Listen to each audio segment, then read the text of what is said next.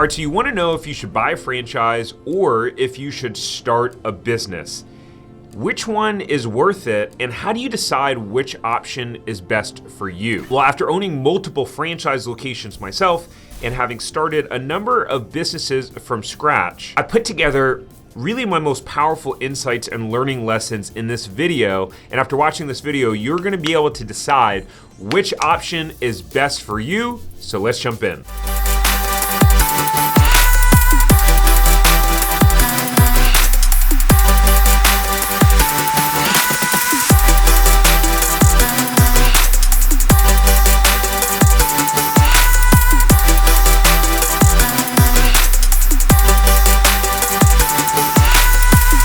I built a multi-million-dollar franchise business, and I also built a six-figure online business within a matter of 6 months, and I started a number of other businesses as well. But here's the reality. For many years, I struggled, not only trying to make money as a business owner, but really figuring out how to even decide like what business I should even start and really commit to. For me, I really wanted to quit my job. I wanted to quit my job and I wanted to have more time and more freedom and flexibility. I was in a job that was highly regulated and it really limited anything that I could do outside of work. And there was just a lot of commuting and just corporate red tape, and it was just frustrating.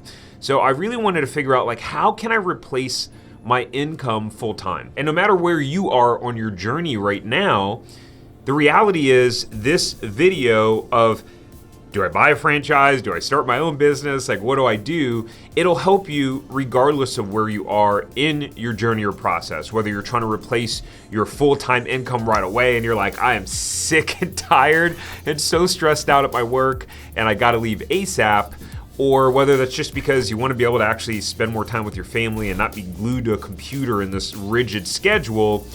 Or maybe you just want to create some additional cash flow so that at some point you can transition. You like your work and what you're doing right now. You just want to build up an additional income stream so that you can continue to build your wealth and have some more money for vacations or paying off debt or whatever it is. All right, so with that said, here's the most important point that I'm going to make in this video. So first I'm going to cover this important point, then I'm going to talk about some pros and cons to starting a business, buying a franchise, how to compare those two options for your specific scenario and the situation that you're in, and then how you can decide, like literally after this video, which path that you're going to pursue. All right, so here's the most important thing that I'm gonna tell you. Just because you choose one route now doesn't mean you can't do the other one later. Here's the thing. Sometimes in our mind, you might be getting caught up in, well, I have to choose, this big momentous decision between buying a franchise or starting a business. And if I go one route, I can never switch and pivot and do the other thing. Wrong. So implant this in your mind. For me, I opened my first franchise location. That helped me finally break my pattern of not following through on businesses and getting confused and overwhelmed and not taking action. I got that business up and running after investing $300,000, got it profitable in less than 60 days, ran it, grew the sales every single year, even through 2020 and everything that happened with COVID, and then wind up successfully selling that location and bought another location.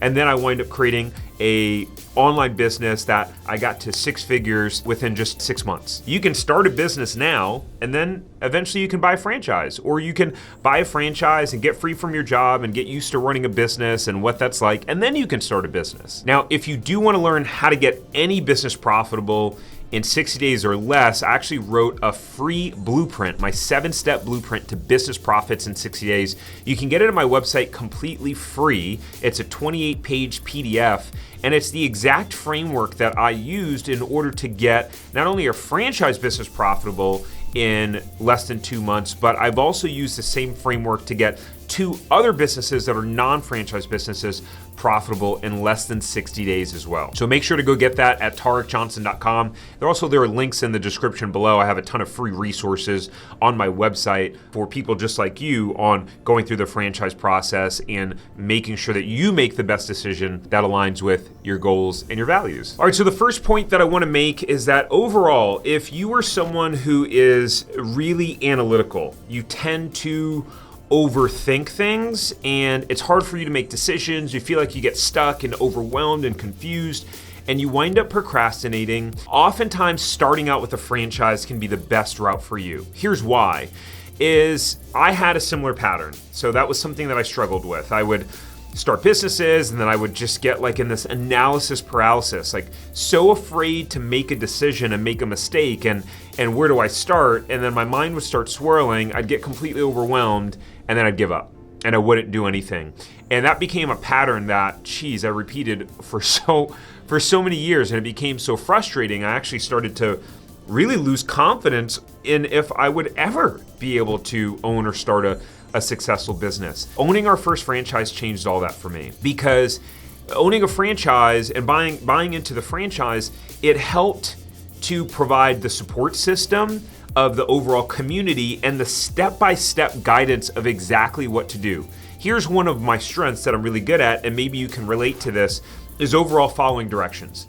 If you're like, hey, you need to do this, this, and this, then generally I'm not gonna try to like make up all the rules. Like I'm gonna follow the system, and probably follow the system too well, where it's like, okay, you got to think for yourself a little bit and kind of adjust the way that you need.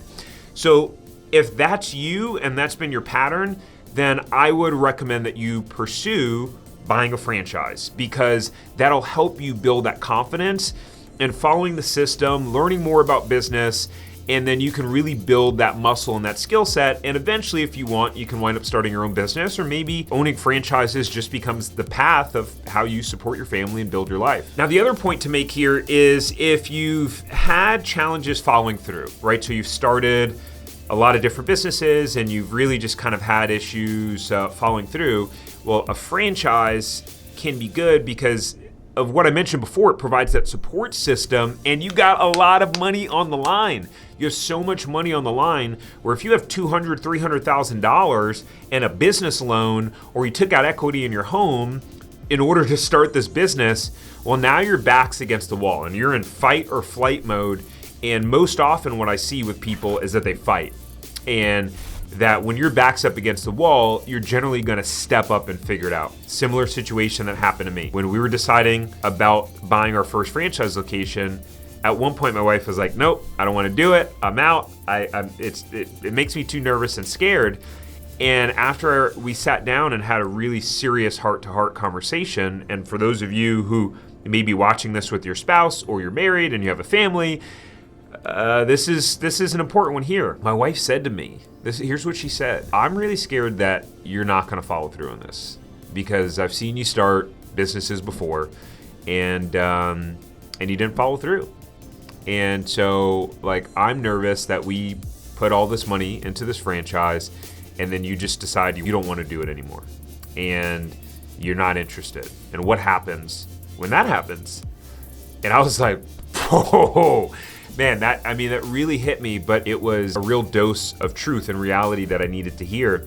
And so after taking that feedback, I looked her in the eye and I said, I will not let us fail. And thankfully, I'm very grateful that the opportunity worked out well for us and we were profitable for 3.5 years before we sold the business because we had moved across the country and we were 2,500 miles away from the business. So for you, if you've had issues following through, the franchise can be the perfect kind of network and system and support and guidance for you to actually be able to follow through this time. So now let's jump into comparing the two options, right? So that you can kind of really get a little bit more of a sense and compare it from a really logical perspective. If you're getting some value out of this video, please go down there and hit the like button. It actually helps the YouTube algorithm. Also, drop me a comment and tell me, what are you thinking? Which route are you considering going? Are you thinking about buying a franchise? Are you thinking about starting a business? And if so, why and which one? All right, so let's talk about the first one, which is you have a system. So in a franchise, one of the benefits is you have a system and a playbook. I talked about this already. Generally, it's the analogy that I use is it's like buying a piece of furniture from IKEA. When you buy a piece of furniture from IKEA, you get the box, you get the instructions, you get the little wrenches, you get all of the pieces and parts that you need in order to build the piece of furniture. And so now it's up to you to follow the directions and the instructions to put the furniture together. A franchise is very similar to that. you're gonna get a detailed checklist of exactly what steps you need to take in terms of the construction process and finding a location and real estate and a specific criteria on the method and how to do that and how other franchisees have been successful. You're gonna get operations manuals. You're gonna get detailed training on how to run your business. You're gonna get marketing support, and then sometimes the franchise company does the marketing for you. You pay them to do that. Now, if we think about your business and starting a completely different business that's non-franchise, well, you don't really have a system. Now, the great thing about this age of the internet is that you can go online and you can watch YouTube videos, and sometimes you can even buy courses and material that will teach you how to start a business in your specific niche or category, but you're not getting that detailed hands-on support that you may get from being in a franchise system, as well as the community of existing franchisees. But when I started my online business, there was no exact formula and blueprint on how to start my business. What I did was I wound up hiring a business coach of someone who had done it before. They had built an online business, and I hired them, and it was not cheap at all. It was actually a very significant investment, but I've multiplied. I've more than 10x'd that investment that I made in that coach, which actually brings me to a point, which is I do business coaching. So people that are looking to go through the franchise buying process, figure out which option is right for them. You can check the link below, or make sure to go to my website. You can check out all the options there. But I have a lot of clients that I've helped start businesses, grow side hustles, buy franchise businesses, buy existing businesses, and really just make the process like super easy for them. I've had a number of clients that have mentioned to me that, like, after 2 months of working together, they go, I never thought I could have made progress this quickly. And they're literally in escrow to buy businesses, or signing franchise agreements, or generating new revenue in a side hustle that was stagnant, and they just had no idea what to do or how to actually grow the business. All right, so let's talk about brand awareness next. So when you start your own business, you don't really have brand awareness. Like, you don't have social proof or testimonials of people that are familiar with your overall brand and what you do, and a track record of working with clients or providing your service or product and getting good results or having satisfied customers or clients. It can take time to build up that reputation, and that can be some of the most difficult times in starting the business. It's like that initial inertia of getting it off the ground. Now, on the flip side, with owning a franchise, as an example, when we opened up our location in California, there were a lot of locations in California already, specifically Southern California.